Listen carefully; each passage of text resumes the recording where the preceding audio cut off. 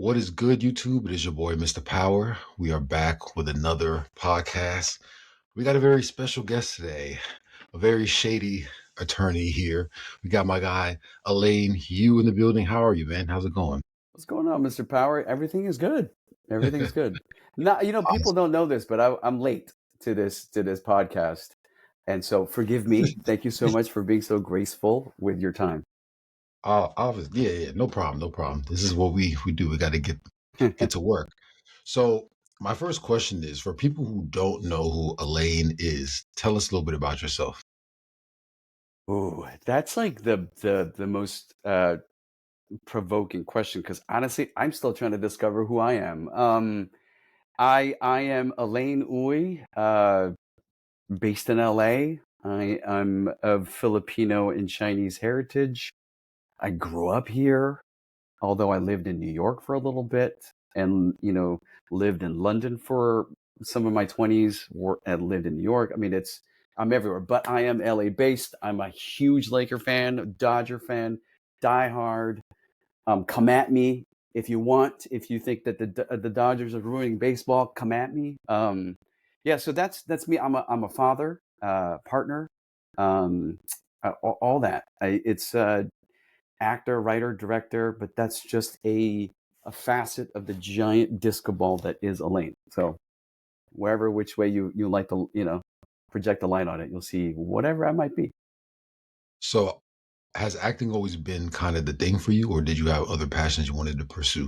Man, honestly, dance was my first love. Yeah, dance was something that really touched me in a way that I never can replicate. As an immigrant, you either go two ways. If you're an immigrant, you either welcome the challenge and you take up space in the room, or you sort of contract. And I think for me, I contracted, and I, in some ways, lost my voice when I was, I moved here when I was 6, moved to LA when I was 6, and so I didn't talk much, and I just kind of observed a lot. And then when I discovered, first I got into martial arts because it was movement. My older brothers did it. I'm one of 4 brothers, the youngest of the 4. And so I just kind of followed their lead. But then I was looking for something more because martial arts is great. And I love the movement part of it, not so much the competition and the fighting, but love the fact that you can express yourself through movement. And so I discovered dance. And so I moved into that, and I found it very cathartic because it was movement through sound and music became a grounding, an anchor for me. And so that's how I kind of got into it. That was my first love. And then I got into a terrible car accident, couldn't walk Oh, for a long time. And I was devastated. And then it wasn't until after I graduated high school where I discovered the theater. I discovered it when I was doing a study abroad program at Oxford University. And so from Oxford, I would drive down or take the train drive. I'd take the train down to London to watch theater. And that's kind of how I discovered, like, oh, holy crap, I could not only get my emotions out through movement because it's stage performance, but someone actually wrote the lines out for me to say stuff like that. I don't have to think about anything. That was the sort of entry point to where I'm at today. that's dope, man. I'm curious, being an immigrant, like, what's the response like from your family when you want to go into a craft that's not like traditional? Because even me with my family, like, they're like, "What are you doing on the internet? Like, what is this that you're doing?" They don't understand. Like, it's a new age. People express themselves in other ways. I think that's the most important thing that you just mentioned, is that there is a dissonance between generations. Not just being an immigrant, it's really Yeah, understanding that there's so many new things that are popping up that the previous generation just doesn't know about. I mean, even just as a father, I'm discovering things through the lens of my son, and I'm like, oh, I didn't even know that exists. He's 11, but he's still discovering new things, and I'm like, whoa, I didn't know that that's what's happening now. So, but to answer your question in terms of being an immigrant, I think, I come from a traditional family, and I don't think this is alien to everybody. I think, there's an Asianness to it. Like I said, I'm half Chinese, and there's a focus on academics in terms of what you need to accomplish. But my family, given that there was three older brothers, I mean, my three older brothers ran them to the ground. I'm talking my parents, and my brother, my oldest brother Alvin, who really bore a lot of the responsibility and the strife and the the pressure to sort of succeed. He's the one who sort of broke through. And then, as the years pass, they get to me, and as I decide I want to do this sort of creative adventure, they were just like, whatever, just go, just don't die. Like, that's all they cared about. And what's Yeah. really interesting, and this is something I've mentioned in previous interviews and podcasts before, is that my mom was very she laid down some of the more fundamental truths that I still hold dear, which is go out there and fail. And she would always tell us, just go fail.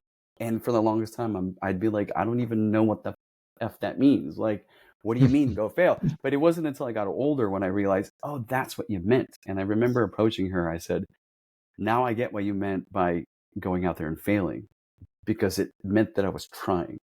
And it Yeah. also and you also demystified what failure is, because she was so adamant about doing that, and she confirmed it. She's like, yeah, that's the reason why. It's because I don't want you guys to grow up in the sense or in the place where you have executive dysfunction because you're worried about failing. It's like, that's the reason why we came here. That's the reason why we uprooted our entire family from the Philippines to here, because I wanted to make sure that you guys had the opportunity, like that you could take advantage of the opportunity that you have here in this country. So I have a lot of an interesting perspective when it comes to life, and looking or going after certain things that you dream about or that you want, because of that sort of quote unquote immigrant mentality, which is to say, don't squander the opportunity that you have in front of you. Yeah. Let's stay on that topic of go try and fail, because I feel like that's perfect for an actor, because that's really what you're doing is you're going on these auditions, and like most of the time you might not get an opportunity. From what I hear actors say, like it's a grind. So how do you feel like that mentality has helped you with, persevering? I think that's it. I think it's being able to be resourceful in that way, to change your mindset, to look at certain things and go, okay, that's. I learned early on as a child coming up that on the other side of that sort of failure is another opportunity. That there have been instances where it's so painful that you just give up. And that's happened to me. There's certain things I've pursued, music, writing, in terms of like being a publisher. Like, these are dreams that I had, but I tried. And eventually you realize, like, this isn't a fit. And you have to be honest with yourself that you did try. But there are certain things that I learned as as I was developing myself, is that there are certain things that your heart desires and will push through the pain to get to where you need to be. So from those early lessons, I learned that, you know what, if I really want this, I need to pursue it with confidence, and to be able to push through it. Because if it sucks, it sucks. It's literally like, I used to surf, right? And I, I thought I loved it. Like, I convinced myself that I loved it. And I remember sitting there in my 20s, I was miserable because it was cold, it was wet, and I'm tired. And I'm like, why am I doing this? I was doing it because it wasn't for it wasn't for the real reasons. It's because you enjoy it. It was just, I did it because my friends were doing it and I thought it was cool. I thought in to use my son's, wording, is like, I was aura farming in some ways, like just trying to be cool out there. But you Yeah. you learn early on. I think that's probably why a lot of older people are like, they don't got time for any bullshit. It's just, it is Yeah. what it is, and being confident in your own skin. But going back to what you're saying, yeah, I mean, growing up, trying and failing, it definitely, helped prepare me for this career choice. So with that being said, where were you in life when this power phenomenon came around? Like, were you a fan prior? I'm gonna be honest. I was not. I didn't know anything about it. I knew sort of ancillary, like the Power universe. I knew that it existed. I knew, what it was about. In fact, one of my really good friends, J.R. Ramirez, who played Julio Ooh, in the yeah. previous, iterations of it, I would see his posts. I would always say, "Hey, man, congrats!" Always supported him. Funny enough, him and I came up together, and when we were coming up together as an act, as a peer, as a colleague, we did a diversity showcase for ABC in 2005, and he was part of it. That's how I know him. But I've always rooted him on, and I would see him with clips of previous, episodes. I'm like, that's so cool. He's so great. No, I didn't know anything about it. Nothing. I sent in my tape, didn't hear anything for about a month, and then next thing you know, I get the offer for it. And then, Wow. as you do as an actor, you go, oh shoot, this is great for one. But then you start doing a deep dive, and then you start asking your friends, like, oh, I got this one part in Power, and all of them were like, yo, you're gonna be on Power, bro? Like, which one? And I tell them Force, and they're like, yo, you're gonna be with Tommy Egan? That's insane. That's my favorite character. So you sort of, get informed in that way first. At least for me, I got informed through my friends and what the show meant to them.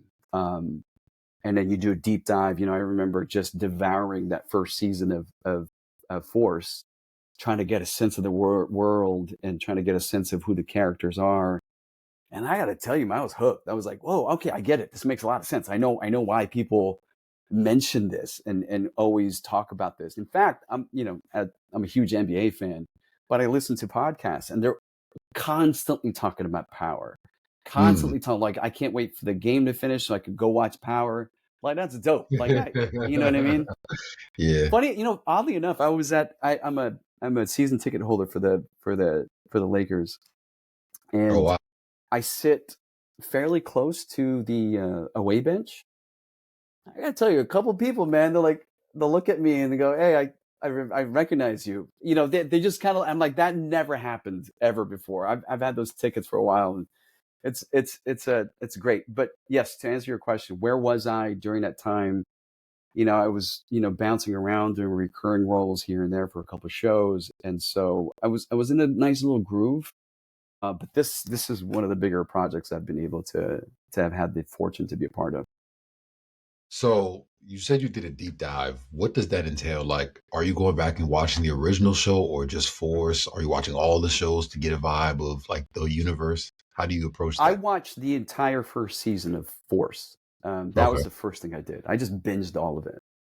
And then the next thing I did was I wanted to, because there's so much. There's literally so many episodes. Yeah. So what I did was I literally Google searched all the important episodes that Tommy was involved in, because that's essentially the through line. So I wanted to get a sense of what those scenes were, what my character would know about this Tommy character, since I'm in pursuit of this person. So kind of want to get a sense of that. Kind of want to get a sense of the world. And the next thing I did was really get a sense of Chicago. I had never been there, Wow. so I didn't know what that city was like. How this particular world, how it sits in that city. And so that's kind of the basic research. And after that, after the cursory research, I just kind of went in and said, I'm going to make my own choices from here on out, and present some choices for Gary Lennon, the showrunner, and go from there. So what's Elaine's process to getting into character? Do you go method? Do you go talk to lawyers and attorneys? Do you like observe them? Like what's the process to prepare for something like this? The process, always the process. I am not method at all, but I get it. I get the whole method thing, and it's certainly not something I do. There are many ways to jump into a character. For me, I find finding the spine first, the voice, um, and the movement is important. Where his backbone is. Um, you know, what was really integral for me was understanding who Stacey Marks is. Mm.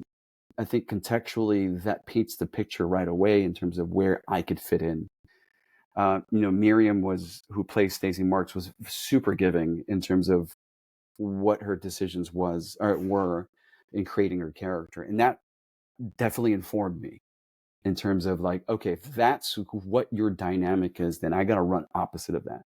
Find my own truths to either support you or not support you. Did I do some research in terms of what an ADA, a district attorney? Absolutely, but it's all sort of cursory. I think I approach everything through sort of internal character study.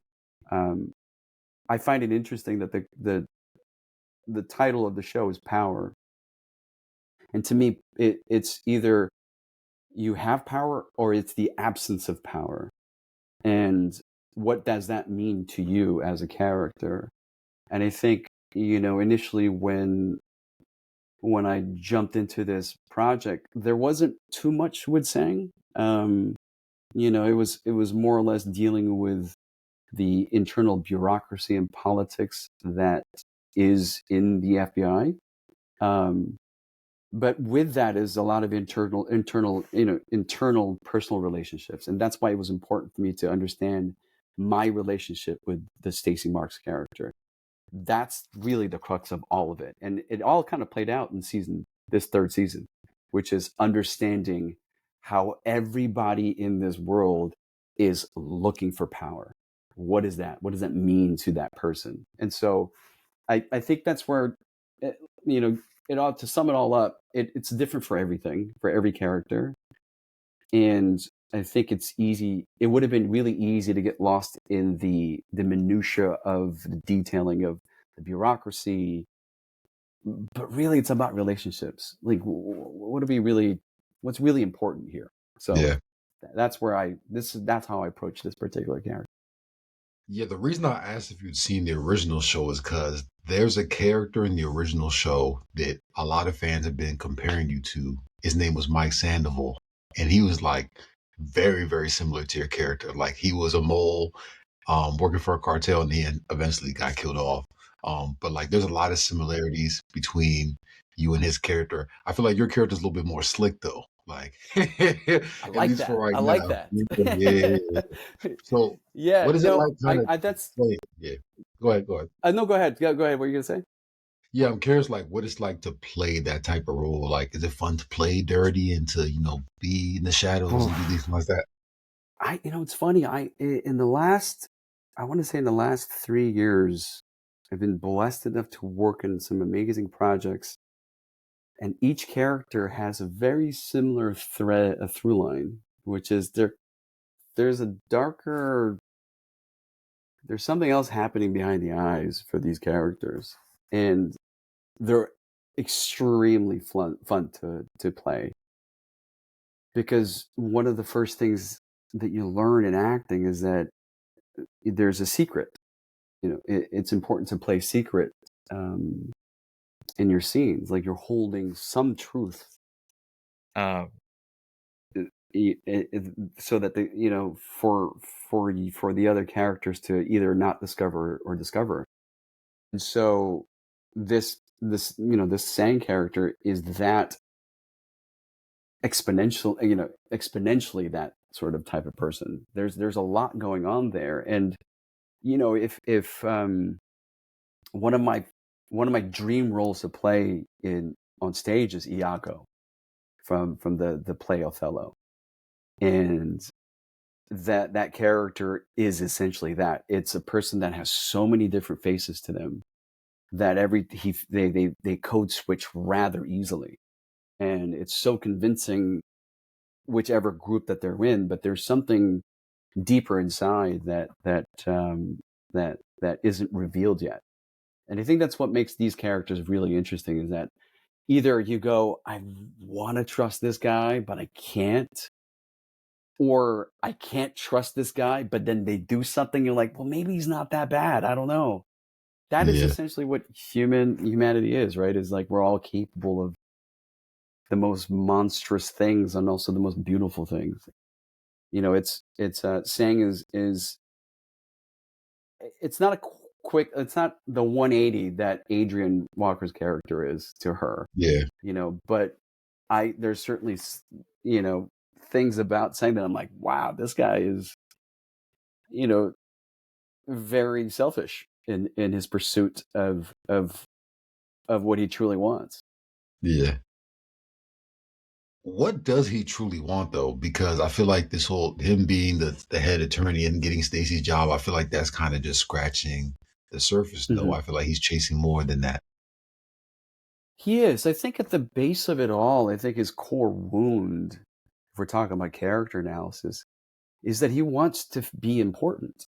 It's I presented a lot of options, or at least my own background analysis of this character to Gary Lennon. I find him, let's talk about facts here, right? The character's Asian. He's from Chicago. He's very well aware of the inner workings of the cartel and everything else. And there's something very truthful to that in the way I see the world, me, Alain, that there isn't a lot of Asian, mobsters in that sense. Yeah. Obviously there are, but not in this particular world. And so I think for him, yes, it's an ego thing. It's everything that, these sort of flawed characters are looking for. But really what it boils down to is, am I important?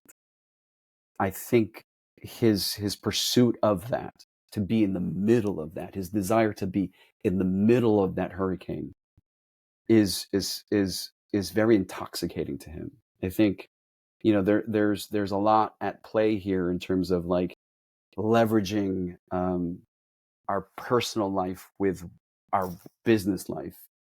And you see that unfold with the Stacy character, with the DeFranco character, and obviously with Tommy Egan's character too, how that interplay is. Really, it's all sort of family in that regard. So what is it? What are we willing to leverage to get what we want? So yeah, I think Sang in some ways is, what he's looking for is that to be in the middle of that action, to feel important, to feel like I'm in the middle of this. I feel alive being in this space, because anything else I'm kind of pushed to the side a little bit. Yeah. It's that whole, the aged old sort of story of like, put me in, coach, let me be part of this whole thing. Let me Yep. see what I can do. The validation. Exactly. So, what was there any backstory that Gary or any of the producers gave you? Like, how did he get into bed with the cartel? Because I feel like they never really touched that. It was never discussed. If I'm being honest, I mean, in season 2, when I first got the part, the character was really more ancillary than anything. He was just kind Hmm. of a support for Stacy, to give her context, to give her a world. And, what was really interesting is that before the show got picked up for season 3, I didn't know what was going to happen. But when they did get picked up for season 3, I had another offer on the table for another project. And so I remember Gary texting me saying, I need you to be part of this again for season 3. And he sort of said that I have a lot in store for you for season 3, because there was a lot of amazing things you did in season 2 that are some interesting choices that you're sort of help inspire some of the choices that we made, or at least outline for season 3. And so to answer your question, there really wasn't anything planned for Sang, but I think for the most part, they wanted, and I mean I meant like the writers in the writers room. Gary wanted to sort of show more of Stacy's world and what Hmm. Yeah. conflict she might have. And what better way to do that than have somebody like Sang to usurp her, or try to usurp her, sort of get her in all angles, to really put weight onto her. So no, it wasn't really discussed. And the backstory for this character, it's something that I approached Gary with in terms of like, is he from Chicago? Where is he from? What's going on? Like, give me the factual things. And, he was really open to a lot of the suggestions I sort of created for myself. And I think that sort of created, I'd like to think that, I dropped a seed into their brain, but I'm sure they were already thinking about all of those things. So yeah, there wasn't really much there. And then season 3 is where it really picked up. So you said you had another offer. Mm-hmm. What was the deciding factor in you rejecting that and coming back to Power? Well, I didn't reject it. It all kind of worked out. Really? That particular project was kicked down a little bit. So it made the job, it made the decision easier to do, or easier to decide. So it all kind of worked out. I would have done it anyway. I mean, Yeah. I got to tell you, man, like, I've been a part of some amazing projects. Power is up there in terms of experience and what it meant to me, or what it means to me. I really loved working with Chris Tardio, Miriam, even Brian Keyes, who played Vargas. I mean, I had an absolute blast shooting in Chicago. And that was the other thing too. Chicago, I fell in love with that city, man. Wow. I get a lot of shit from my friends from New York because they're like, Chicago, like, what's out there, but I got to tell you, man, it meant I hold a very soft spot for my time there. And I was really bummed that we didn't get a chance for season 4, but it is what it is. Yeah, I'm bummed too. Like that's what I'm curious of. Like as you being someone who's on the show, you're watching this kind of come out weekly, and you see how good it is. Like, how much longer do you think this show could have gone? I feel like it could have did at least another 2. I easily. Yeah. I think there's a lot more to explore with this character, but I do understand the decision Yeah. to move on. I think, I think I don't know what happened in season 1, but I do know that there was a redirection and a reintroduction to this world in season 2.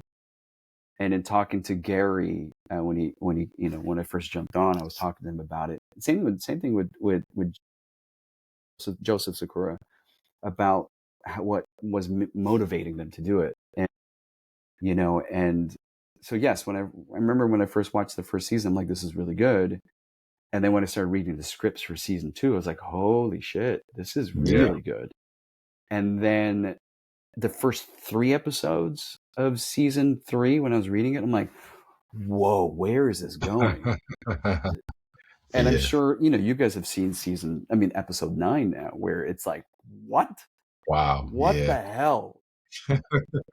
And that's what I mean. It's like the writing was getting so good that Gary could have easily gone another 2 seasons with this. And it's really unfortunate, but also fortunate because there's so many more stories to tell. And I don't know when you're dropping this episode, but I'm going to refrain from any spoilers, but that finale is insane. When we did the table read for that, I was like, holy shit. What do you mean? What do you mean this is, I want more. Like, I really want more. I wanted more. So Wow. yeah, that's I'm so excited to see what the if you think episode 9 was good, buckle up, man. Episode 10, that finale is, it's insane. Okay, let's pause right there. Let's talk about the series finale. Mm-hmm. What's the mindset going into filming the last episode of a series? Like, do you come with a different energy? Like, oh, I gotta kill this. We all gotta kill this. Like, is it like a group thing where we're like, let's give it our all? Like, what's the energy like on set? I think okay, so I can't speak for everybody. Speaking only for me, the energy that I felt as we wrapped up episode 9 even in the middle of that, there was this sort of like, in your senior year of high school or any senior year of any situation, you're Yeah. looking forward to like the next thing, the summer or whatever it is. But then you look around, you're like, man, am I ever going to see these people again? And and Yeah. it's that sort of bittersweet moment because man, the people around, I got to know so many of the crew and the producers, the writers. It literally is a huge family, and for every actor out there that is gonna enter into this world, this power universe, it really is a family. Yeah. It's a wonderful experience. At least I had an amazing experience. But going into that episode 10, prepping for it, it was sad. It was really sad. It was sad in the sense that I'm saying goodbye to everybody and we're going to cherish this moment because this is it.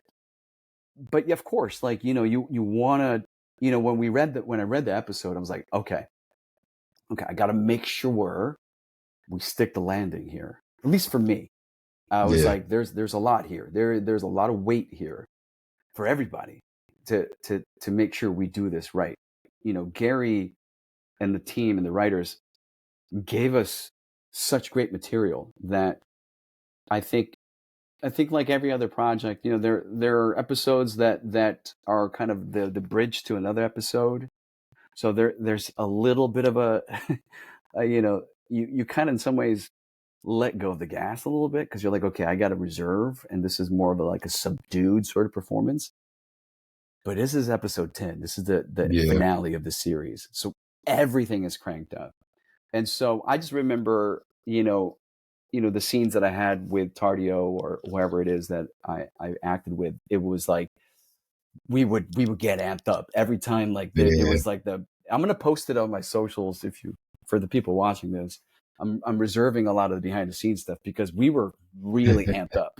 We're like, let's Yeah. go. Let's this is it. Like I used to joke around with Tardio all the time. I'm like, I'm going to use my acting today.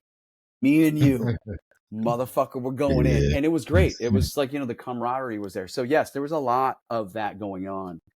And, it was like, yeah, I'll give you an example like that with Shane Harper, with Vic, that in Mhm. episode 9, that sort of interrogation room scene. Great I scene. mean, I remember him and I going at it in the beginning, like, yo, this is it. Like, I'm coming for you. And I remember talking to him beforehand, like, I'm just going to go and I'm going to come at you. And it was just that sort of, it felt like acting studio workshop class again, where I'm like, let's play. And that's what, it's already heightened to begin with, but it's even more heightened knowing that this may be the last time we work together. And it's like, Yeah. let's just milk all of this and just be present for each other. And I love that. That's the kind of stuff I love as an actor is being in the moment. Everything, this is it. This is the last take, last scene, last everything. Let's just give it all.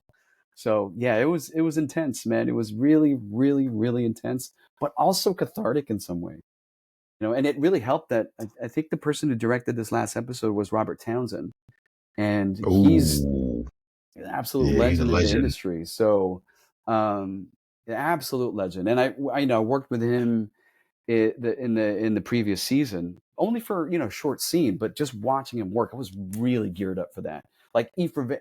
Rivera, the one who just directed episode 9, fantastic director. Like I love that guy. He is an actor's director. Like he just lets us play. Robert Townsend, different beast, same energy. Like just he's a theater guy. I'm a theater guy. Like it just, man, it was great. It was great.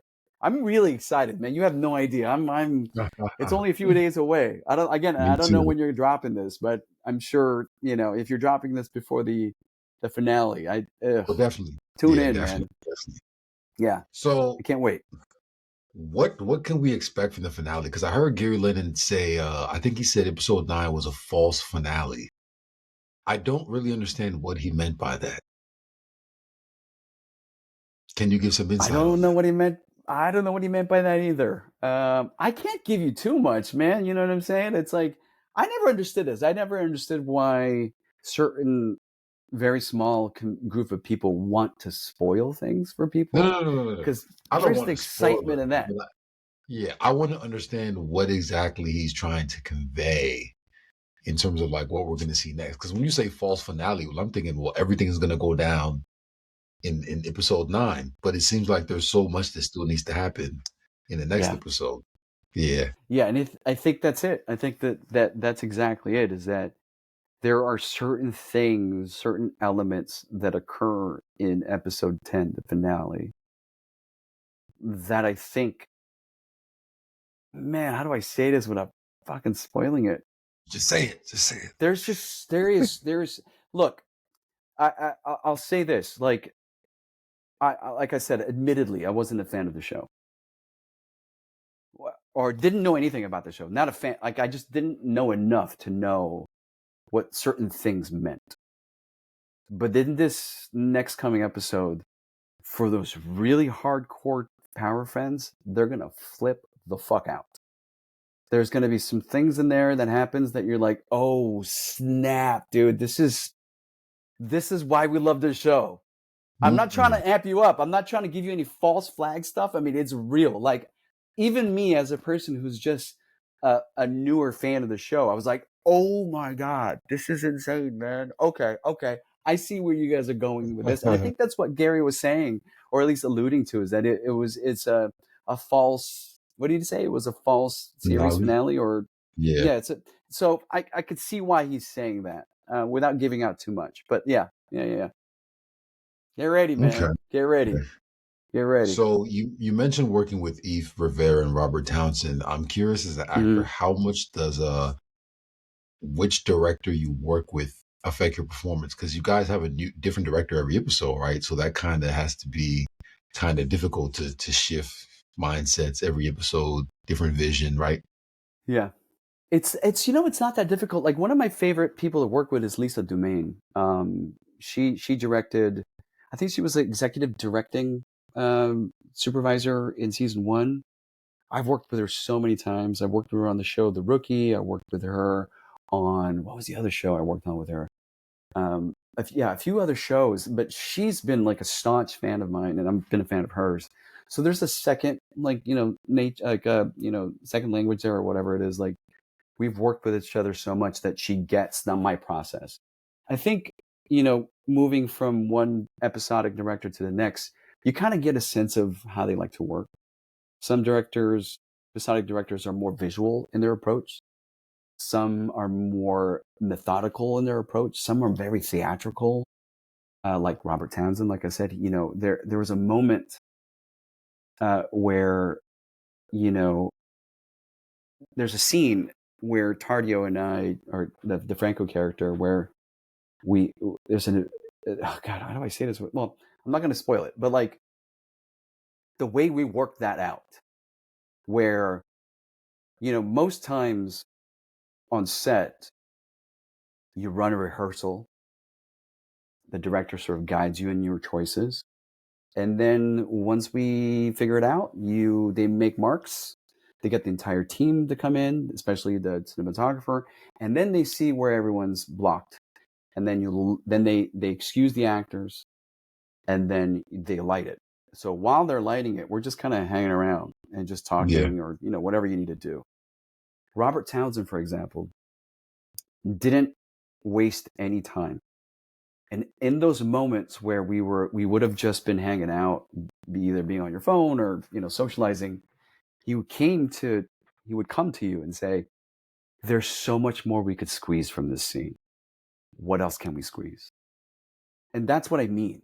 It's like certain directors have different approaches. And, Eve, for example, he was welcoming in terms of some of the choices we made, and it allowed us to play.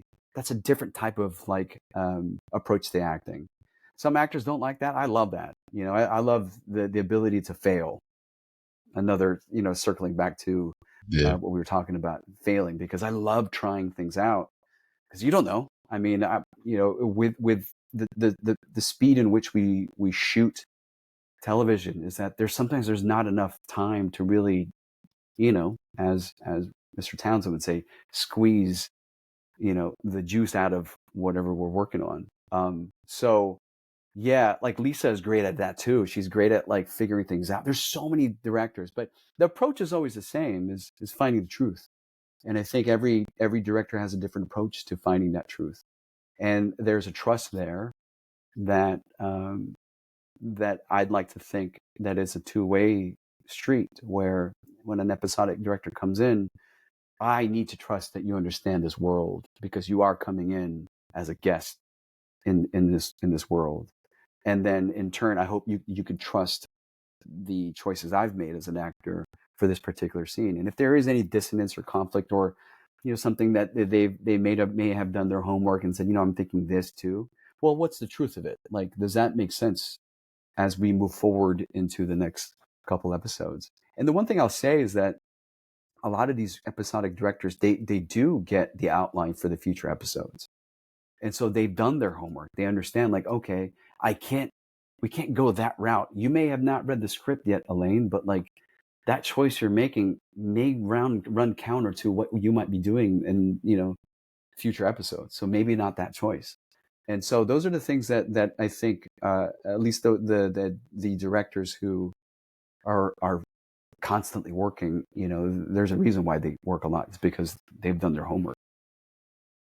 So after wrapping the finale, were you satisfied with the ending of your character, and do you think fans will be satisfied with the ending of this series? I'm never satisfied, man. I mean, come on. It's we Yeah, just talked about how much I wanted to keep going. yeah. Was I satisfied? I think yes, I could be satisfied and be happy where my particular character lands. I think there is the payoff. Is it a happy payoff? Is it a sad payoff? You can interpret it the way you want to once you watch this. Um, Okay. but I am, I could put this character to bed and say, I did what I could. I'm very happy with the story that Gary and the team and the writers wrote for me. Uh, yeah, I just wish I could have done more. I wish there was more. I just wish there was more. So yeah. Could I we don't want to see spoil two? anything for you, man. Come on, man. I can't say, like, even if what's funny is that I like when people will say, like, for example, my sister just watched you had watched the finale of Stranger Things. I'm a huge fan of Stranger Things. Okay. And she's like, it was New Year's Eve, and she was like, I just watched the finale. Have you seen it yet? I'm like, no, I haven't. She was like, well, let me just tell you. I'm like, don't even say anything. I don't want to know if you liked it or good. She was like, no, I'm not going to spoil it. I'm like, doesn't matter. I don't want to Yeah, know your opinion, because even that will spoil a little bit of it. So I'm yeah. trying to be as neutral as possible here. But for me, yes, I'm very satisfied with how things played out for Seng. Okay. Take that for what it is. Yeah, we'll take that. Um, let's say hypothetically, because we don't know, Seng's character survives. Could you see your character, or would you want to be in a spinoff? Like, would you want to continue being in this universe, in the future? That's a big if. It's a big if he survives. But let's tease this out. Let's say he Yeah, does survive. yeah. Absolutely, absolutely. I think if he does survive this last episode, the series finale, I mean, yeah, it's addictive, right? This world is addictive, because in some ways it's very, it's wish fulfillment in some ways. I would never be this character. I can never be this character. But it's so fun to play in this world, and the world that they've built for this. And I mean, there's a reason why this keeps going. It's so rich with so many more stories they could tell. So yes, if by chance I survive this finale, and if Gary calls me and says, Elaine, do you want to play Sang again? That's an immediate yes. I don't care what I'm Mm, doing. Like, I would come back in a heartbeat. Whether or not that's going to happen, you're going to have to watch the show. So, So I'm curious, you being let like me a ask you fan. something. Let me ask you something. Let me ask you. Wait, hold on. Let Oh, me ask you a question. okay, sure. Do you want Seng to survive? What's the general consensus of this character?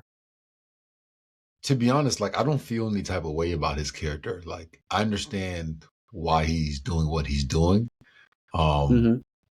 I like characters like that are playing both sides very much because there's always a good payoff at the end. Like it's not just going to be some regular ending. Like something big is going to happen. I can feel it.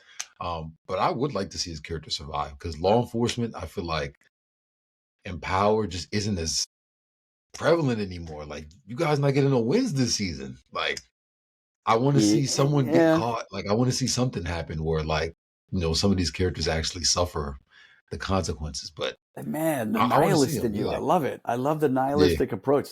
I want people to suffer. yeah, yeah. Okay, cool. Because it's Yeah, power. I've gotten a lot of messages. I got tagged in a few things where they're like, I don't care.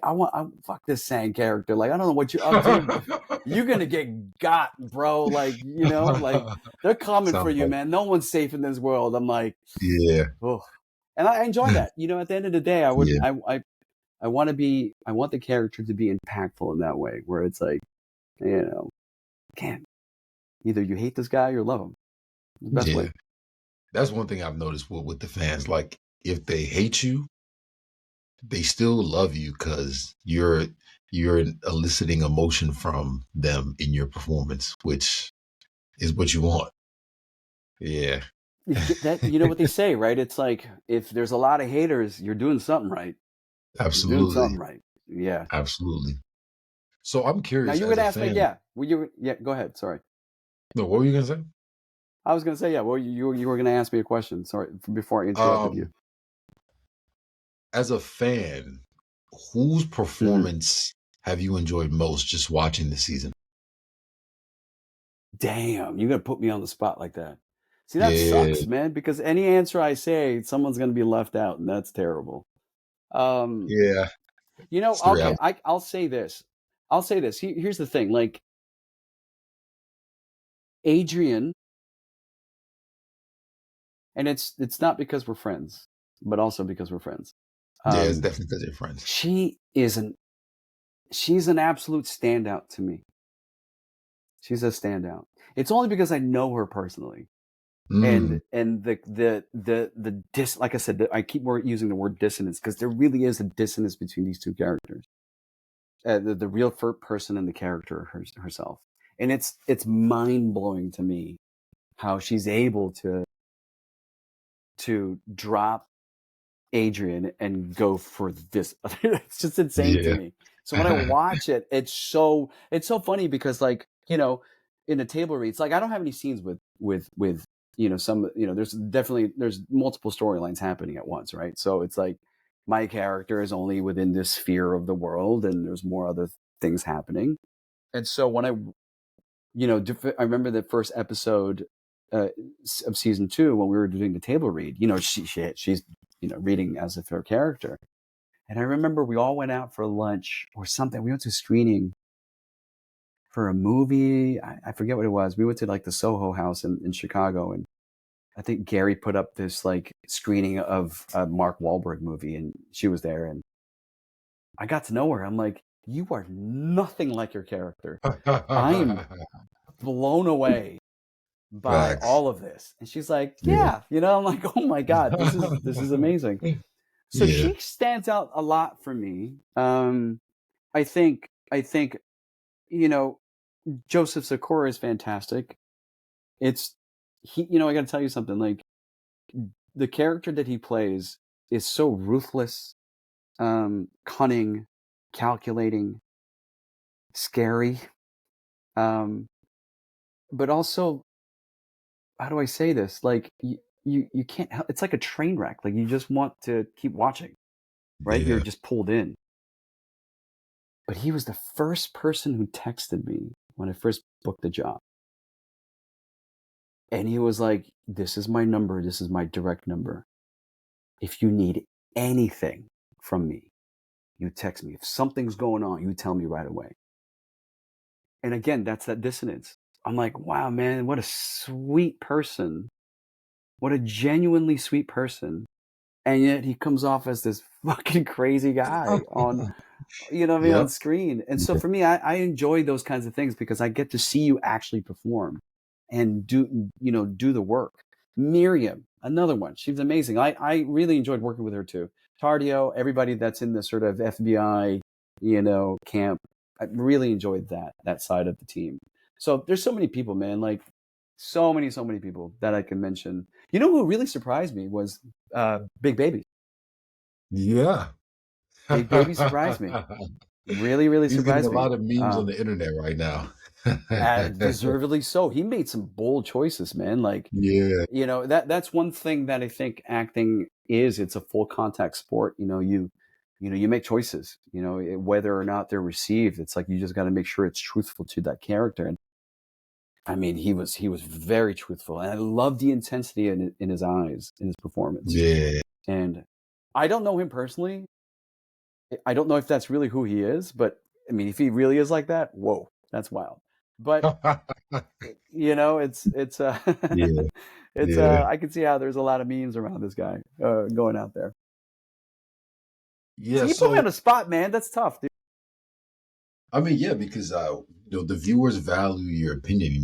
It's easy. Obviously, we have our own opinions watching the show, but you as an actor knowing Mhm. what goes into this, it's a different kind of perspective.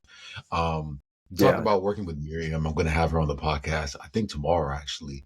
What was it like, kind of working with her? Because her character was quite intense as well. Deservedly, she should be intense. She's under a lot of Yeah. pressure from both sides. She's got her own personal goals that she wants to achieve, but she's also hell bent in this MacGuffin, which is the Tommy Egan character. I just mentioned about like getting a text from Joseph Sakura about welcoming me in, and I just remember even the day I was flying into Chicago, I get a DM from Brian Keyes, the actor who played Vargas, and he looped me, Miriam, Cameron Rodriguez in a group DM, and he said, "As soon as you come in, let's go. You guys come in. Let's go get lunch." And that's the first time I met Miriam, and I got to tell you, man, she is one of the warmest people that you'll ever meet. One of the most sincerest, most genuine people you'll meet. She literally wears her, truth on her shoulder. There's nothing about her that isn't a genuine and truthful. I think that's why, if I'm not mistaken, one of her other Instagram accounts is like truthful Yeah, storyteller it's or like something like truth that. teller. Like Yeah. it Yeah. actually, yeah, it actually tracks. Like that really is who she is. Um, she's amazing. She's a absolute powerhouse of an actor. You talk about carriage. You talk about voice carriage. You talk about body, like how she moves, the presence that she has. I mean, that Yale training really is evident in the way she acts, and it's admirable. As actor to actor, understanding what she needs to do to get to where she needs to for her to perform. It's amazing. It's astonishing, really, to see her work. And when I found out that her character, wasn't going to move forward, I was honestly devastated. I was like, "Oh man, that sucks." I mean, selfishly speaking, for Sang, amazing. That's great. Exactly. But for me, as Yeah. Alain, to another actor, I'm like, "Oh, so the presence, the foil to my character is no longer there." And Wow. so it's so easy to like, a lot of the scenes we had were really short, but there was intentionality in the scenes that we had. It was how do I convey, I'm speaking mostly for saying, how do I convey to Stacey Marks that I support you without while withholding the secret that I have. and my involvement in all these things, in her demise. And I think for so in those scenes, that was very precious. It was very precious for me to sort of dance that line. And what better dance partner to have than Miriam in those scenes, because she understands, the nuance of these characters, in a less given a if this role was given to a lesser actor, I think she would be playing a lot of the obvious tropes for this character, and certainly, Miriam didn't do that. Sure. So what can we expect next from Elaine after the show ends? Any projects you're working on that you can speak on that you want to spoil for us?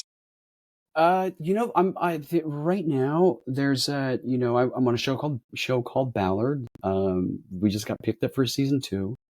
Ooh, congrats. So thank you. So there's a lot going on there. I just finished up The Cleaning Lady, which was on Fox. That was amazing. Unfortunately, that's not moving forward. So there's a few other things that are cooking up that I'm up for. Nothing that's like on solid ground yet for me to sort of showcase, but I'm writing a lot. There's actually a project that I'm producing with a friend of mine, and I'm actually talking to Joseph Sakura about playing the lead in it. So Wow. there's a it's still kind of in the works, but I presented this script to him that I had been developing with a friend of mine, Matt Ferrucci, who's a writer director, and it's something that it's really dear to us. And I remember working with Joseph for the first time. I'm like, you know what? He'd be a great lead for this project. And he really took to the script. So hopefully that's something that we could get produced and shot this year in 2026. I've also written a few things that I'm developing with Zero Gravity, my management company, feature film, and a few other shows that are really personal to me. For the entire 2000s era, I documented DJs for that entire decade, like from Diplo to Stevie Aoki, Swedish House Mafia, a lot of these mainstream DJs like DJ AM, and so I'm developing a series based on my experiences with them. It's a scripted show, Wow. so in the aughts. So that's kind of where I'm going with my life. Acting is great, but Yeah. it's not often you get to, I'm not a named actor. I am a working actor, but when you're not working, there's a lot of like thumb twiddling. Like, what am I going to do? Yeah. So But that's I good gotta that be like doing this. you're producing your own stuff, right? Because you never want to wait for like opportunities to come to you. You just want to create your own. And I feel like with that, you can tell your own stories and showcase what you want to tell the world. That's absolutely right. I mean, at the end of the day, it's like one of those things where, necessity breeds invention and genius, right? And ingenuity, I should say. And so coming up as an immigrant, as a person of color, specifically someone who's Asian, coming up at the time where I was coming up, there was not a lot of opportunities. So it was impressed upon me really early on that, you know what, you can't wait for everybody. You got to make your own moves. And so that's part of my genetic makeup, is to just keep pushing. I'm not going to wait for anybody. In fact, I'm going to make sure that I work loudly so that people can see and be like, what's that guy cooking up? And I want them Yeah. to come to me. I'm not going to, of course, I want to sort of share sell my wares to people. But at the end of the day, I want my work to speak for itself, and for them to come and say, hey, you know what, Elaine, I really like the stuff that you're working on. How can I be a part of it? And so Yeah. I would rather have that happen, as opposed to like just waiting for, a gatekeeper to be like, I like Yeah. you. Welcome aboard. Nah, I'm not waiting for that. No, thank you. Yeah. So one last question. I'm curious, like as a father, do you instill that in your kid? Like, don't wait for anyone, like get to it, or do you kind of lead by example and just let them see what you got going on? I've learned in the last 11 years of his life that I don't know. I don't know what's working and what's not working. You really don't. You really don't. I think for me, I'm obsessive with my approach to things that I enjoy, and he sees that. Hmm. He sees that things are important to me, and I do explain to him why it's important to me. And I don't know if any of that stuff is sticking in Yeah. his brain. I don't know. I don't know what sticks and what's not. But I do tell him verbally, and I also show by example. Um, and with parenting, I remember someone telling me, like, no matter how much you try to prevent your child from going into therapy in 20 years, they're still going to go to therapy. I'm like, oh, okay. And I'm like, there's nothing What? you can do. There's nothing you can do. And they're just like, do the best you can, because there's no guidebook anywhere that could, Yeah. it's very independent. It's very specific to your child, whatever your child needs. They're all built and born differently. That's the nature versus nurture thing. I could take care of the nurture stuff, but sometimes nature, you know, they are who they are. Absolutely. Alain, thank you so much for joining me, man. Before we get you out of here, is there any topics, concerns, things you want to touch on before we get you out of here? Well, I got more questions for you. Like, as a fan of Shit. this show, I know whatever's been put out there in terms of like spin-offs and stuff. Like, what are your expectations? I know that, expectations can be the thief of joy sometimes. So what Yeah. do you expect? What are you looking for? Like, what's going to satisfy you as a fan watching this finale? And then the second part of the question is, as a fan, what are you looking forward to for the future? What was satisfying me in this finale? Just a good story, to be honest. Like, I'm never one person that's like, this needs to happen specifically, or that. Like, I don't care about that. As long as the story is consistent and it stays true to what started it and it ends that way, like, that's Mm. good enough for me. And I want to see Jannard die. He gotta go. He gotta go. If he survives this show, like, I don't know how they would write that in, because Listen, you ain't the first person that I saw on social media saying, "Man, this guy gotta die." I'm over this yeah. guy. And it sucks because, like, I love Chris Lofton. He's amazing. Oh, he's So the best. He yeah, is yeah, he's like amazing. I said, everybody in the show is sweet, man. So he's not, Yeah, he's not an exception to that. He is there. He's the sweetest guy too, man. Like, all of everybody, yeah, Isaac, everybody. Like, yeah. I got to know all of them. I didn't get many scenes with a lot of these characters. So it's like getting to know them during like cast events and like just hanging out in Chicago was the best, man. I got to tell you, like the first time season one, I think it was like the first weekend there. I went with Joseph Sakura. Isaac was there. Who else? Isaac. Chris was there. Chris Lofton was there. A few other actors were there too. And this was my introduction to everybody. And it was in the south side of Chicago. And it was like, I was like, whoa, this is a different world, man. I'm into this. This is so great. But you know what Yeah, was really awesome is the way they carried themselves. The way they carried themselves with grace. And I thought that was awesome, dude. I was like, man, there's so many fans that want to interact with you. And the fact that you're so gracious with your time with them tells me a lot about who you are as a person. And so to see that, I was like, man, that's so cool. And then, you get to know them. And like, nope, that was not, lip service. That really is who they are. They're really, really sweet, really, really generous people.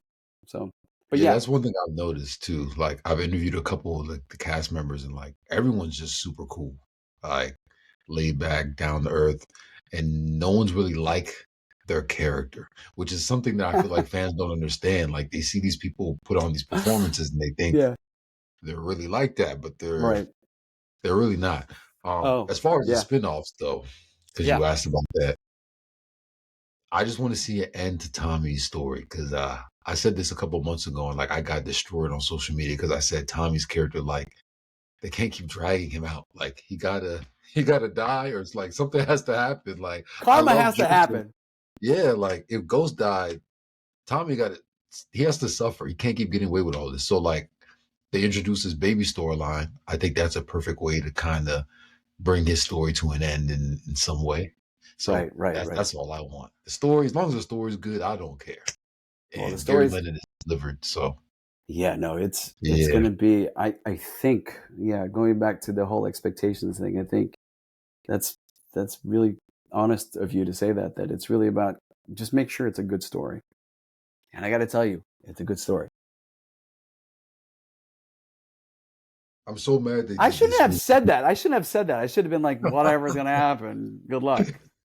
Yeah, I'm really excited because there's been rumors of a potential new spinoff, but every time I see interviews, they kind of like deny it. I'm like, all right, I get it. You guys are media trained. You're supposed to say whatever, cool. But I know what's going on behind the scenes. I see what's going on here.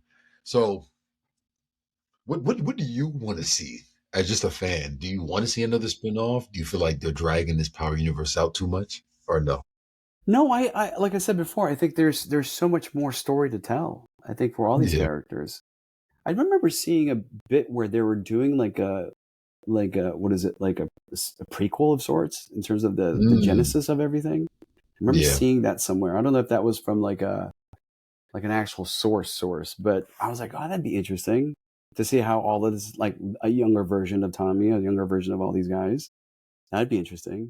But you're right, though. I mean, when I'm curious to see where they go with it. I'm curious to see how it moves forward with the the Tommy Egan, whether your prediction or what you want to happen, or even with Jannard. Like, I'm really genuinely curious. But at the end of the day, there's why the reason why I say there's so much more story to tell, because this universe can expand so much more.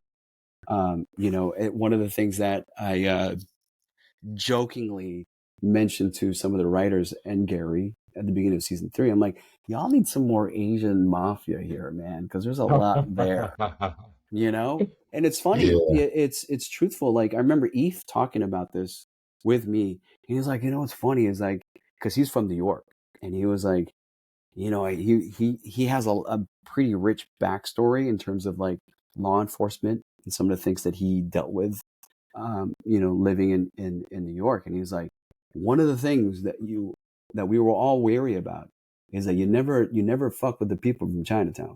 Like, those are some serious guys in New York. Like, and then Yeah. I was like, for real? He's like, yeah, dude. Like, and what's really funny is that no one's touched that story yet. Or if they have tried, they failed. And it doesn't really scratch the surface what that truly is.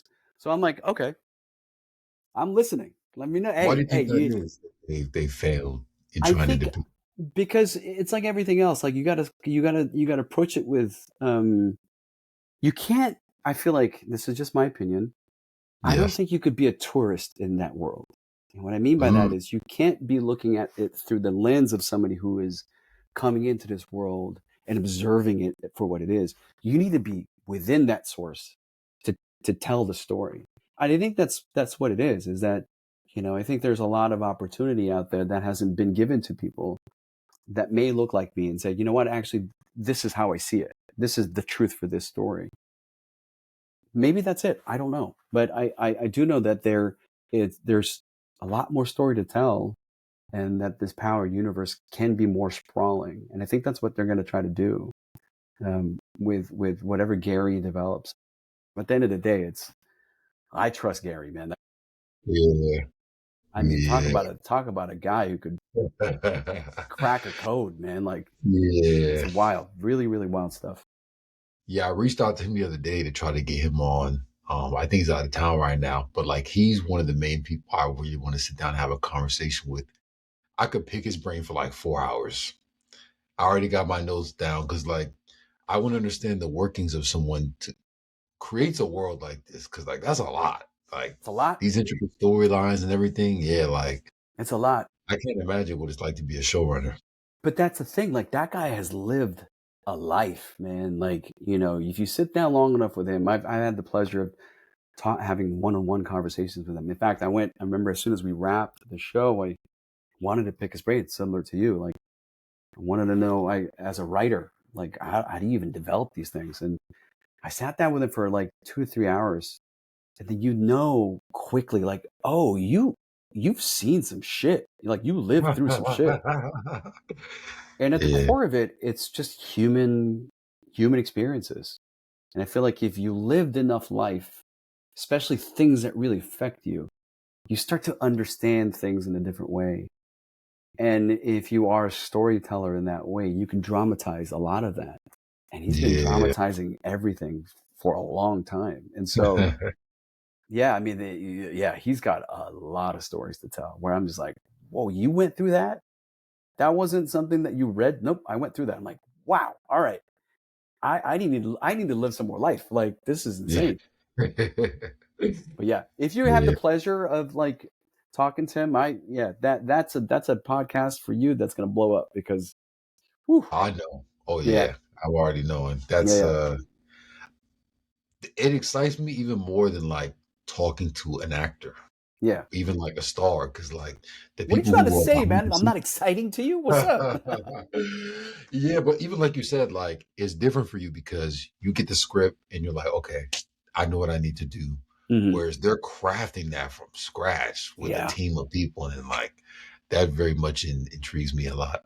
it does, Yeah. and you know that's the thing that I think a lot of fans don't understand is that you know a lot of fans have expectations, like your imagination is far more powerful than whatever you see on television because guess what? There is no budget in this brain of yours. So you could think of some of the most Yeah. amazing things, but some of the challenges that producers run up with is like, yes, I could write a story and it's this extravagant story, but can we actually produce this thing? So I've had many conversations with all the staff writers or on the show is like they'll give me information after the fact, obviously, after we've shot it already. And they'll tell me like, oh, you know what? There was actually a plot that we had you be involved in but we had to kill it and we had to distill it to this only one scene. And then you're like, oh, that's interesting. That's interesting because there are little remnants of previous versions of this plot that I could read into. Because, Yeah. as an actor, you have to digest everything and ingest everything and also interrogate everything. What is the truth in everything? And there's little lines that pop up and you're like, where did this come from? Because this is a little different from everything else. And so, as a person who is a writer myself, I'm like, okay, where did this come from? Like, why am I saying this? Because this doesn't fully track with what else is. But they'll tell you it's because there are certain plot lines that we had to sort of fold into each other because of time, because of money, or because of all these other iterations of things. And to be able to keep track of all that, to have it so that it's so that it doesn't that you it's all pulled together properly in a tight knit. That's amazing, you know? And to be able to call back all the other series that's happened, to have that history, I don't know how anyone can do that. It's it's insane. I wish they talked about that more, like explain to the fans budgeting and scheduling and timing and how why this Yeah, but no character one, could because this yeah, person no had one wants to hear that. Nobody wants, no one no, you'd be cares. surprised. You'd be That's fair. surprised. Because That's like fair. imagine you're watching the show and your favorite character disappears and you think it's just because whatever, but the whole time they booked another show and they couldn't be on this show and like these things happen often. Yeah. Yeah, and one of the actors on the FBI side, Karen Rodriguez, something happened to her. It's like all of a sudden, where did she go? Yeah. I didn't even realize that. She's just a supporting character. Karen is an Yeah. amazing actor, but the truth of the matter is, it's not my story to tell. But she got another offer for another project. What are you gonna do? These are the truths that happen in the business that we're in. There's a lot at play, and you're right. These are I certainly wish that was the case for a lot of the audience as well. But at the end of the day, to them, it's like, no, you're my entertainment. I don't care what you need to do to That's really entertain true. me. Just entertain me and Yeah. make me. Hopefully, I could leave the reality of real world in my life for about an hour or 90 minutes or 2 hours, so I can enjoy myself. It's funny. Last thing I'll say about fandom is there is a my favorite Chinese restaurant in my neighborhood. It's run by this. She's probably like 80 years old, Mm. Chinese lady.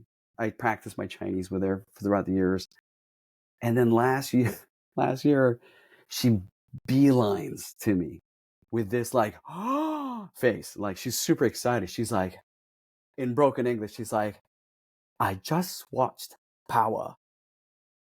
And she was like, I didn't even know that you were in it. She's like, I'm a huge fan of the show. And I'm looking Wow. at her going, you're a fan of the show? And she's Yeah. like, oh, she's like, I've been a fan for years. And I'm like, wow. And I asked Yeah. her, like, why do you like it so much? She's like, because there's so many things, the guns, the violence, like the like everything involved in this universe is something that she will never experience. And so for her, it's a way of escape. And I was like, that's amazing. Yeah. That's amazing. That they're doing their job. And so yeah, Wow. that's a shout out to her. If you're watching this, I love you. Thanks for being a fan. Yes, sir. Alain, I appreciate you, man. This was a very good conversation. I always learn a lot when I sit down with actors. I get a lot of insight. And hopefully I can have you back on so we can discuss the fate of your character, because if you Happy to survive, be on. we gotta have you in the spinoff. Look, That's a must. if I survive and if I'm granted the permission to be part of the spinoff, book me, man. I'll come through. All right. Appreciate you guys, and we'll catch you on the next one.